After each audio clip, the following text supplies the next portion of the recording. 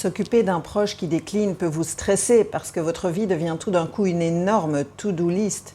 Alors vous pensez sans doute que vous devriez pouvoir tout faire. Mais dans cette vidéo, je vais vous expliquer pourquoi c'est nécessairement stressant. Bonjour, je suis Sonia Weyers.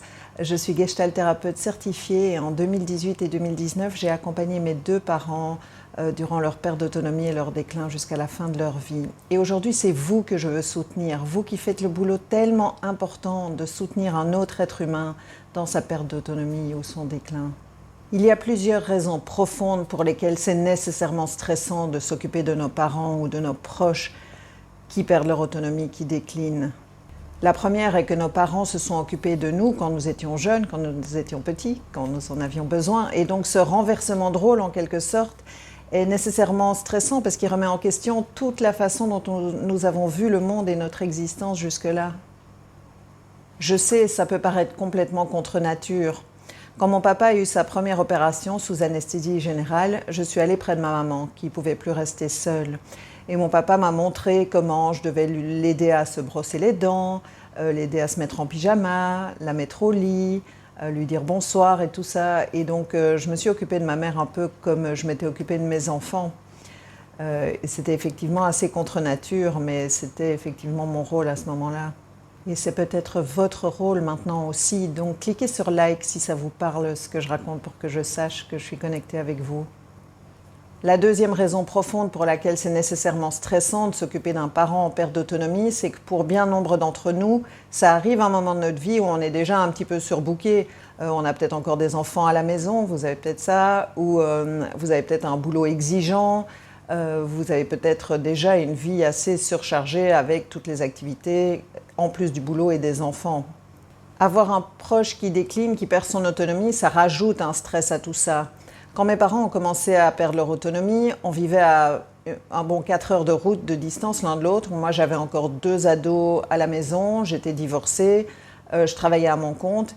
Et tous ces allers-retours que j'ai faits pour les soutenir, parce que c'était mon rôle de le faire tout simplement, ont vraiment diminué ma disponibilité pour mon travail. Personnellement, j'ai eu la chance d'avoir le soutien de mon ex-mari, à la fois financièrement et pour la logistique, mais je sais que pour vous, ça peut causer un énorme stress quand le choix se porte entre votre travail et soutenir votre proche, et que ça peut donner des situations un peu inextricables. Mettez un oui si vous voulez dans les commentaires, si ça vous parle tout ça, si vous vous reconnaissez, je viendrai vous soutenir dans les commentaires. Éviter les regrets, c'est quelque chose à quoi je fais attention depuis bien longtemps. Et donc, quand mes parents ont commencé à décliner, j'avais déjà bien des habitudes mises en place qui m'ont permis justement d'éviter des regrets une fois qu'ils n'étaient plus là. Et j'ai constaté autour de moi que beaucoup de personnes, et peut-être vous aussi, n'ont pas nécessairement ces habitudes. Et donc, c'est pour ça que j'ai créé un guide offert qui s'appelle « Les 3 clés pour éviter les regrets avec votre proche qui décline ». Si ça vous intéresse, vous trouverez le lien autour de cette vidéo quelque part.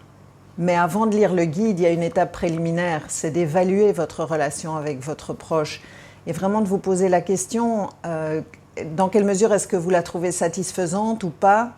D'un côté, si la relation n'est pas satisfaisante depuis longtemps, peut-être que de la distance s'est installée et que les aidants, ou en tout cas les membres de famille ou les proches, pensent que avec cette distance, il n'y aura pas de regret, que de toute façon c'est comme ça et on s'y est fait. Mais j'ai observé que souvent c'est loin d'être la réalité en fait, et c'est là que les regrets arrivent parce qu'on se dit, mais je ne vais pas dire de gros mots, mais on se dit, flûte, j'aurais dû faire quelque chose pendant que j'avais encore le temps. Donc pensez à ça.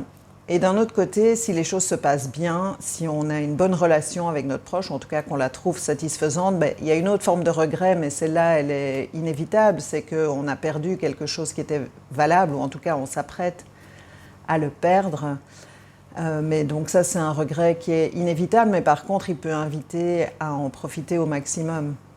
Vous vous demandez peut-être comment atténuer ce stress de l'aidant? Eh bien, dans la prochaine vidéo qui s'affiche sur votre écran, je vais vous donner 5 façons pour le faire.